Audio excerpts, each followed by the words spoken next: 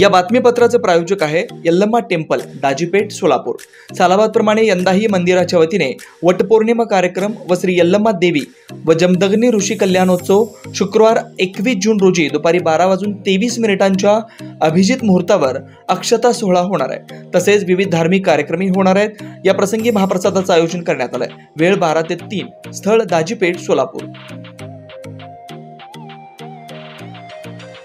सोलापूर शहर व परिसरातील मागील 4 दिवसांपासून सलग पाऊस सुरू आहे। शहराचे ग्रामदैवत असलेल्या श्री रूपाभवानी मंदिरात या पावसाचं पाणी शिरलंय। पावसाच्या तडाख्यात लेंडी नाल्याचं पाणी थेट मंदिर परिसरात घुसलं। हे पाणी मंदिरातील पुजारी व भक्तगणांच्या घरात देखील घुसलंय। या पाण्याचा तात्काळ निचरा करण्याची मागणी स्थानिक रहिवाशांनी केली। तसेच आरोग्याच्या दृष्टिकोनातून या ठिकाणी औषधाची फवारणी करण्यात यावी अशी मागणी करण्यात आली आहे।